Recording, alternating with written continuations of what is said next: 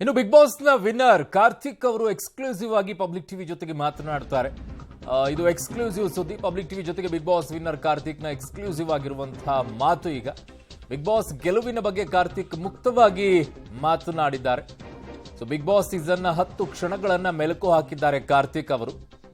So public TV ಜೊತೆಗೆ big boss ನ winner Karthik ನ ಎಕ್ಸ್ಕ್ಲೂಸಿವ್ ಆಗಿರುವಂತಹ ಮಾತು ನಿಮ್ಮ ಮುಂದೆ ಇಡ್ತಾ ಇದ್ವಿ. ಬಿಗ್ ಬಾಸ್ ಗೆಲುವಿನ ಬಗ್ಗೆ ಕಾರ್ತಿಕ್ ಮುಕ್ತ ಮಾತು. ಏನ್ ಮಾತನಾಡ್ತಾ ಇದ್ದಾರೆ ನೋಡೋಣ.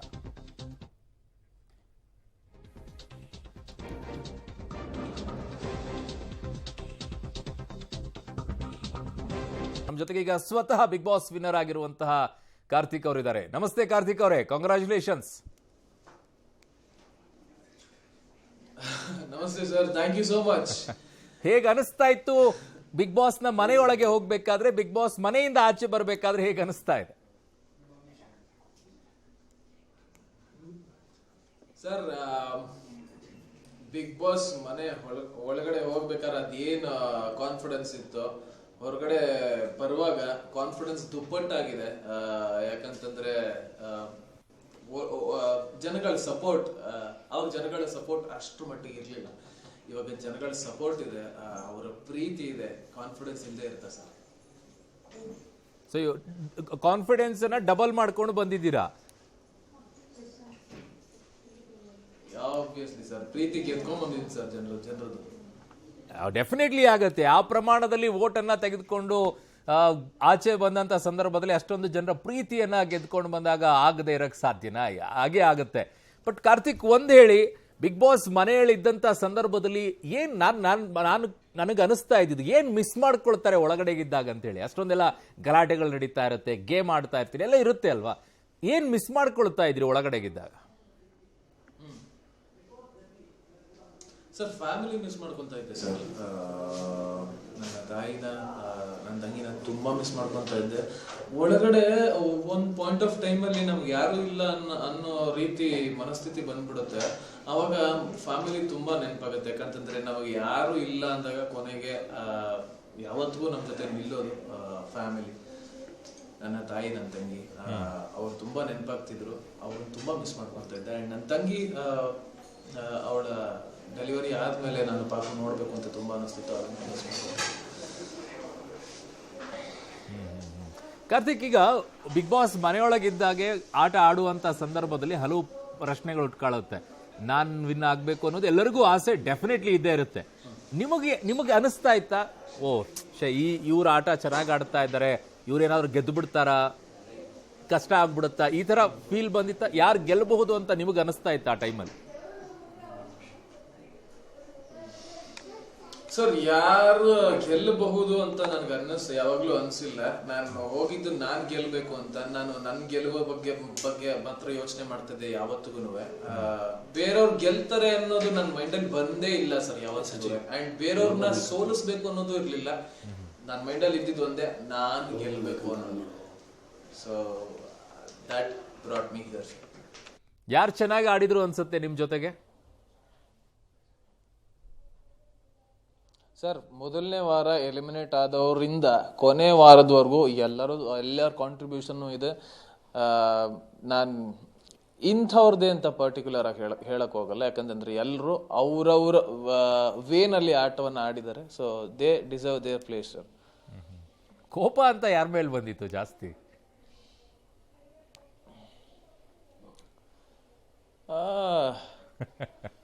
ಕೋಪ ಎಲ್ಲ ಅಲ್ಲಿರುವಾಗ ಎಲ್ಲರ ಜೊತೆನೂ ಕೋಪ ಮಾಡ್ಕೊಂಡಿದೀವಿ, ಎಲ್ಲರ ಜೊತೆನೂ ಜಗಳ ಆಡಿದೀವಿ. ಇಂಥವ್ರ ಮೇಲೆ ಅಂತ ಏನಿಲ್ಲ ಸರ್. ಎಲ್ಲ ಫೀಲಿಂಗು ನನ್ನಲ್ಲಿರೋ ಎಲ್ಲ ಫೀಲಿಂಗು ಹೊರಗಡೆ ಬಂದಿದೆ ಅಲ್ಲಿ. ಕೋಪ ಆಗ್ಲಿ, ಬೇಜಾರಾಗ್ಲಿ, ಅಳು ಆಗ್ಲಿ, ನಗು ಆಗ್ಲಿ, ಎಲ್ಲ ಎಕ್ಸ್ಟ್ರೀಮ್ ಲೆವೆಲ್ಸಿಗೆ ಹೋಗಿದೆ. ಸೊ ಪರ್ಟಿಕ್ಯುಲರ್ ಆಗಿ ಇಂಥವ್ರ ಮೇಲೇನೆ ಅಂತ ಪಾಯಿಂಟ್ ಔಟ್ ಮೇಲೆ ಮಾಡಿ ಹೇಳೋದಕ್ಕಾಗಲ್ಲ. ಎಲ್ಲರ ಮೇಲೂ ಕೋಪ ಮಾಡ್ಕೊಂಡಿದ್ದೆ. ಬಟ್ ಕಾರ್ತಿಕ್, ಈ ಸಲ ಸೀಸನ್ ಅಲ್ಲಿ ನಾನು ತುಂಬಾ ಅಬ್ಸರ್ವ್ ಮಾಡಿದ್ದು, ತುಂಬಾ ಇರಿಟೇಟ್ ಮಾಡುವಂತ ಕ್ಯಾರೆಕ್ಟರ್ಗಳು ತುಂಬಾ ಇದ್ವು ಅಂತೇಳಿ. ತಮ್ಮನ್ನು ಇರಿಟೇಟ್ ಮಾಡಿದ್ದು ಯಾರು ಜಾಸ್ತಿ? ಸರ್, ನೀವು ಸುತ್ತಿ ಬಳಸಿ ಕೊಂಕಣ ಸುತ್ತಿ ಮೈಲಾರಾಗ ಗೊತ್ತಾ ಇರೋಂಗೆ ಕೋಪ ಯಾರ ಮೇಲೆ ಮಾಡ್ಕೊಂಡೆ, ಇರಿಟೇಟ್ ಯಾರ ಮೇಲೆ ಮಾಡ್ಕೊಂಡೆ ಕಷ್ಟನ ಹೇಳಕ್ಕೆ? ಯಾರ ಮೇಲೆ ಕಷ್ಟ ಅಲ್ಲ ಪಾಪ, ಯಾಕೋ ಯಾರಿಗೆ ನೋಯಿಸೋದು ಯಾಕೆ ಅಂತ. ಒಳಗಿನ ಆಟ ಇರುವಾಗ ಅಲ್ಲಿ ಅವ್ರ ಆಟ ಅವರು ಆಡಿರ್ತಾರೆ. ಆಕ್ಚುಲಿ ನನ್ನ ಕ್ಲೋಸ್ ಫ್ರೆಂಡ್ ವಿನಯ್ ತುಂಬಾ ಇರಿಟೇಟ್ ಮಾಡಿದ್ದಾನೆ ನನಗೆ ಸ್ಟಾರ್ಟಿಂಗ್ ವೀಕಿಂದನೂ. ಅವನು ಗೊತ್ತಿತ್ತು ಇವನ್ಗೆ ಎಲ್ಲಿ ಚುಚ್ಚಿದ್ರೆ ಇವನ್ಗೆ ಉರಿಯತ್ತೆ, ಎಲ್ಲಿ ಚುಚ್ಚಿದ್ರೆ ಇವನ್ ಜಾಸ್ತಿ ಮಾತಾಡ್ತಾನೆ ಅನ್ನೋದು ಅವ್ನಿಗೆ ತುಂಬಾ ಚೆನ್ನಾಗಿ ಗೊತ್ತಿತ್ತು. ಇರಿಟೇಟ್ ಮಾಡಿದಾನೆ. ನಾನು ಅದ್ರ ರಿಯಾಕ್ಟ್ ಮಾಡ್ದಾಗ ಗೊತ್ತಾಯ್ತು ಬಿಡು, ಇವಾಗ ರಿಯಾಕ್ಟ್ ಮಾಡ್ತೀಯ ಅಂತ ನನ್ಗೆ ಗೊತ್ತಿತ್ತು, ಅದಕ್ಕೆ ಹಂಗೆ ಮಾಡಿದ್ದು ಅಂತ ಹೇಳ್ಬಿಟ್ಟು ಹಂಗೆ ಮಾಡ್ತಿದ್ದೆ. It was fun sir, fun. ನಂಗೆ ಇರಿಟೇಟ್ ಆದ್ರೂ ಅವ್ನು ಮಜಾ ಮಾಡ್ತಾ ಇದ್ದ. I could see his happiness. ಅದು ಖುಷಿ ಆಗ್ತಿತ್ತು ನೋಡೋಕ್ಕೆ. ಸೊ ವಿನ್ ಆಗಿ ಬಂದ ತಕ್ಷಣ ಫಸ್ಟ್ ಮಾಡಿದ ಕೆಲಸ ಏನು ಕಾರ್ತಿಕ್?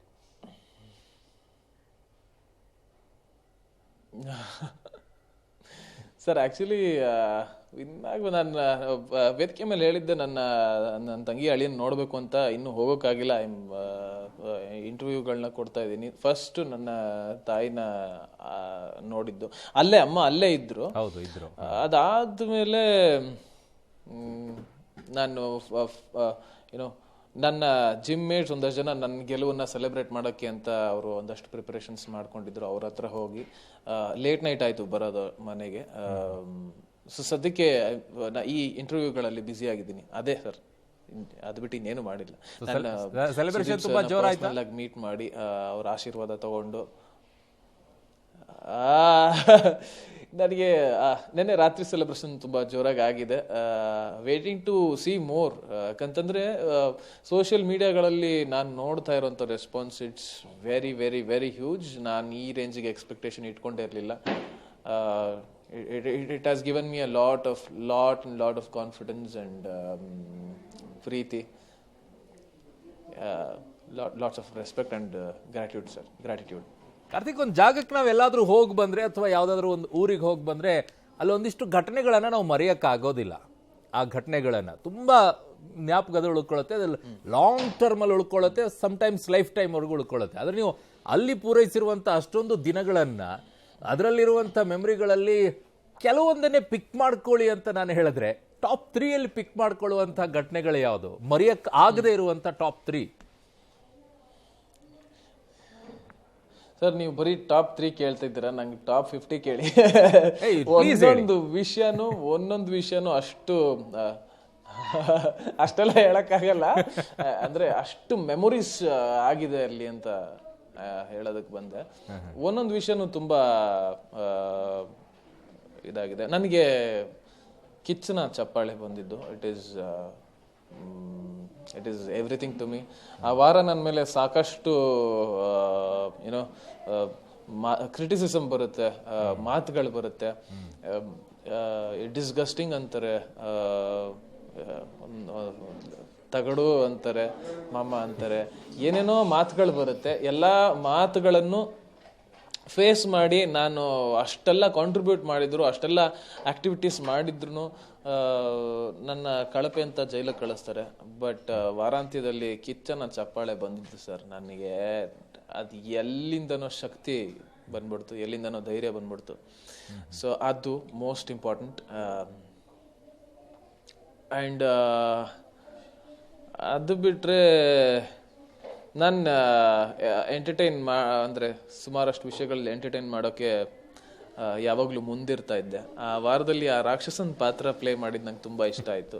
ಬಟ್ ಆವಾಗ ಅದನ್ನ ಮಾಡುವಾಗ ಒಂದಷ್ಟು ಜನಕ್ಕೆ ಹರ್ಟ್ ಆಗಿರ್ಬೋದು. But I was loving that character. ಅದೊಂದು.